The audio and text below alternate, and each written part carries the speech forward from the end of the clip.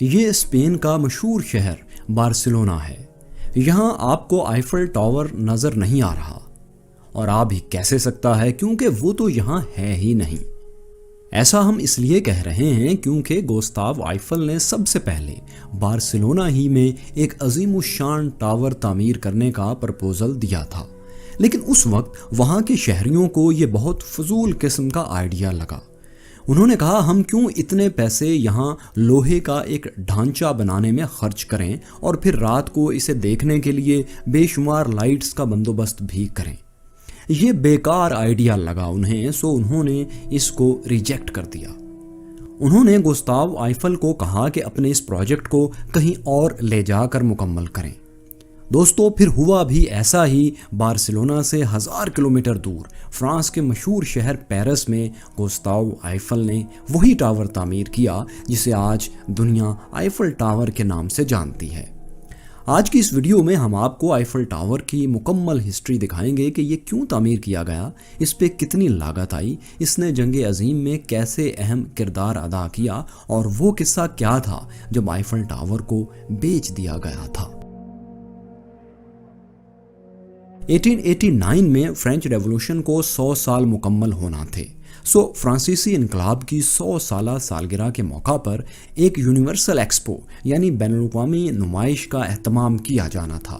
اس موقع پر ایک شاندار یادگار تعمیر کرنے کا فیصلہ کیا گیا جو سینٹرل پیرس میں واقع چیمپ دی مارس پر تعمیر ہونا تھی، اور اس کو بین الاقوامی نمائش کے داخلی راستے پر بنایا جانا تھا۔ سو اس مقصد کے لیے فرانس میں ایک کمپٹیشن رکھا گیا، ایک مقابلہ منعقد کیا گیا جس میں 100 سے زائد فنکاروں نے مونومنٹس بنانے کے لیے اپنے اپنے آئیڈیاز پیش کیے۔ ان 100 آرٹسٹس میں سے گوستاو آئیفل کا پرپوزل ایکسیپٹ کر لیا گیا۔ یہ وہی پرپوزل تھا جسے اسپینش لوگوں نے ریجیکٹ کیا تھا۔ اس نے 300 میٹر اونچا ایک ٹاور تعمیر کرنے کی تجویز دی تھی جو قبول کر لی گئی، اور 1887 میں اس کی تعمیر پر کام شروع کر دیا گیا۔ یہاں آپ کو ایک اور دلچسپ بات بھی بتاتے ہیں، وہ یہ کہ آئیفل ٹاور کا نام تو گوستاو آئیفل کے نام پر ہی ہے اور پرپوزل بھی یہ اسی کا تھا، لیکن اس کا ڈیزائن آئیفل کی کمپنی کے 2 سینئر انجینئرز نے تیار کیا تھا، اس نے خود نہیں۔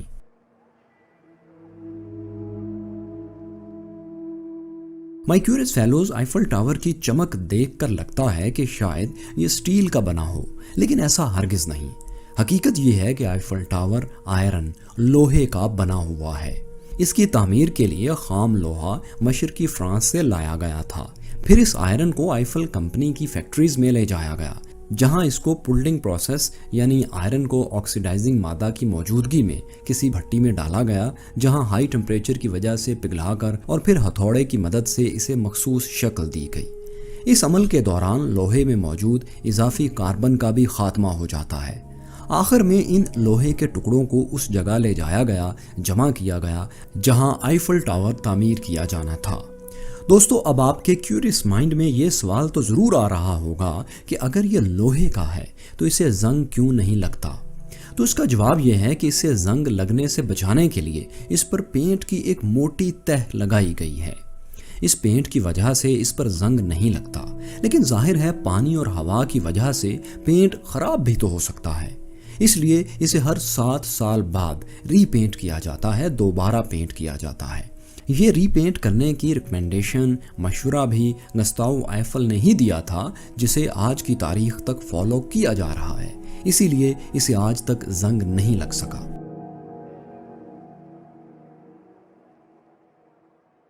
دوستو آئیفل ٹاور 300 میٹر یا 984 فیٹ اونچا ہے۔ اس کی تعمیر مکمل ہوئی تو اسے دنیا کی سب سے اونچی عمارت یا مونومنٹ ہونے کا اعزاز بھی حاصل ہو گیا، جو اگلے 41 برس تک 41 ایئر تک اسی کے پاس رہا۔ 1930 میں امریکہ کے شہر نیو یارک میں کرائسلر بلڈنگ تعمیر ہوئی تو اس کی ہائٹ 319 میٹرز تھی۔ اس سے آئیفل ٹاور کا یہ اعزاز کہ وہ بلند ترین بلڈنگ ہے، کرائسلر بلڈنگ نے چھین لیا۔ آئیفل ٹاور کا ٹوٹل ویٹ 10,100 ٹن ہے اور اس پر 20,000 لائٹس نصب ہیں۔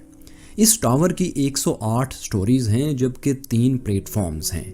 पहला प्लेटफॉर्म ज़मीन से 190 फीट बुलंद है, जबकि दूसरा 376, 376 और तीसरा 900 फीट बुलंद है। इसमें 1710 सीढ़ियां हैं, जबकि 8 लिफ्ट्स भी मौजूद हैं। एक अंदाजे के मुताबिक एक लिफ्ट एक साल में 64,000 मील या 1,03,000 किलोमीटर का फासला तय करती है।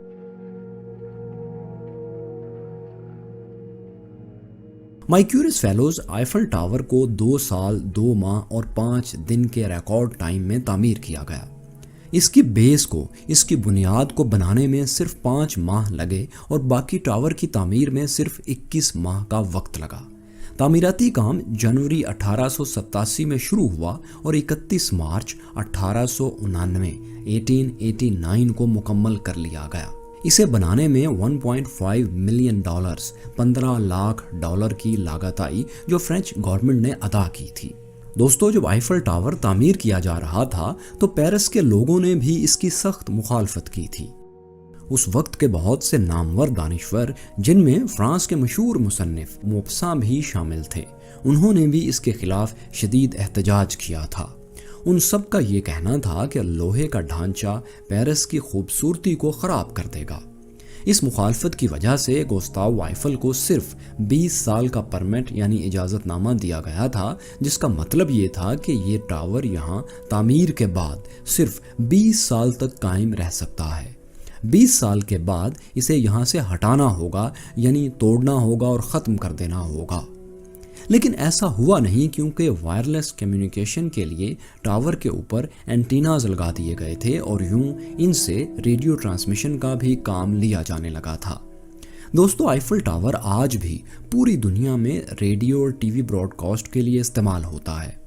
और अब तो आप जानते हैं कि आईफल टावर फ्रांस का एक आइकॉन, सबसे मशहूर लैंडमार्क बन चुका है।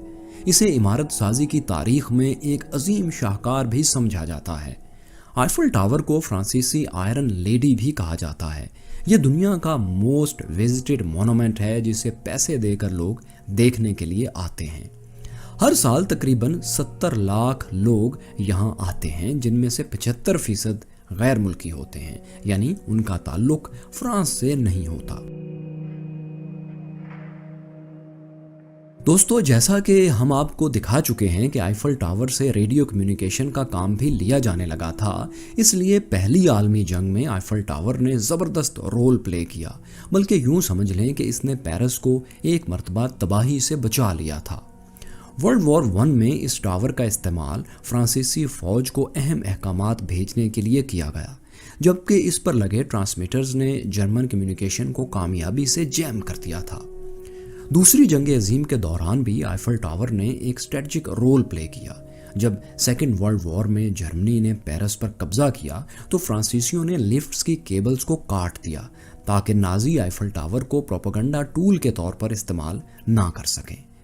माई क्यूरियस फेलोज, दूसरी जंग अजीम के दौरान ही हिटलर ने इस टावर को गिराने का हुक्म भी जारी कर दिया था, लेकिन जिस जर्मन जनरल को ये हुक्म दिया गया वो उससे पहले ही दुश्मन के सामने हथियार डाल चुका था, जिसकी वजह से आईफल टावर बच गया।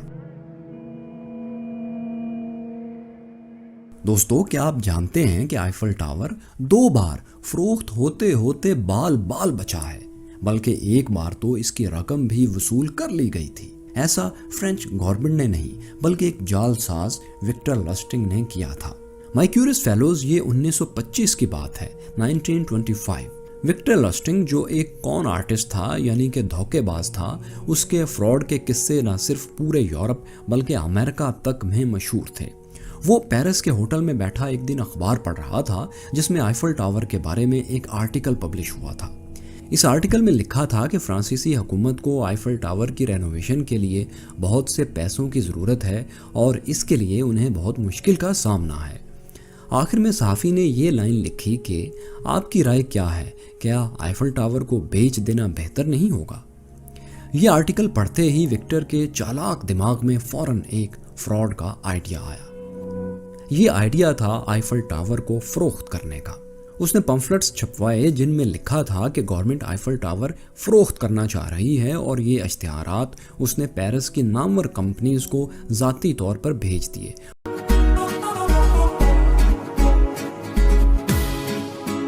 اور سب سے بڑھ کر یہ کہ خود کو گورنمنٹ کا نمائندہ دکھانے کے لیے اس نے اپنا ایک جعلی فیک آئی ڈی کارڈ بھی بنوایا۔ مائی کیوریس فیلوز آندرے پوسن نامی ایک بزنس مین جو پیرس کی بزنس کمیونٹی میں اپنا نام بنانا چاہتا تھا، پہچان بنانا چاہتا تھا، وہ اس کے جھانسے میں آ گیا۔ آندرے پوسا نے سوچا اگر وہ آئیفل ٹاور خرید لے گا اور آئیفل ٹاور کا مالک بن جائے گا تو پوری دنیا کی بزنس کمیونٹی میں اس کے چرچے ہوں گے۔ وہ اس لالچ کے باعث جال سازی کا شکار ہوا اور 70,000 فرینک میں اس نے آئیفل ٹاور کو خرید لیا۔ وکٹر لسٹنگ یہ رقم لے کر آسٹریا روانہ ہو گیا۔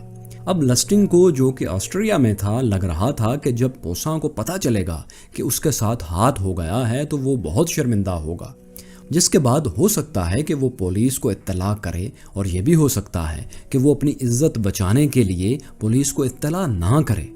لیکن پھر بھی لسٹنگ روز اخبارات ضرور پڑھتا کہ کیا پتہ اس کے فراڈ کی خبر کسی نہ کسی طرح اخبارات میں چھپ ہی جائے۔ لیکن جلد ہی اس کے یہ شکوک و شبہات دور ہو گئے۔ کئی روز گزر جانے کے بعد بھی اس جال سازی کی خبر اخبار میں نہیں چھپی۔ پوسا جس نے یہ ٹاور خریدا تھا، اس نے شرمندگی کی وجہ سے کسی کو بتایا ہی نہیں کہ اس کے ساتھ کتنا بڑا دھوکہ ہو گیا ہے اور وہ کتنا بے وقوف انسان ہے۔ وکٹر لسٹنگ نے ایک بار پھر اسی اسکیم پر دوبارہ کام کرنے کا سوچا اور دوبارہ پیرس آ گیا۔ ایک بار پھر اس نے آئیفل ٹاور کو فروخت کرنے کی کوشش کی، لیکن اب کی بار جب لسٹنگ نے ڈیلرز کے ایک اور گروپ سے بات کرنے کی کوشش کی تو پولیس کو اس سارے معاملے کی اطلاع ہو گئی۔ لسٹنگ گرفتاری سے بچنے کے لیے امریکہ فرار ہو گیا اور یوں دوسری بار آئیفل ٹاور فروخت ہونے سے بچ گیا۔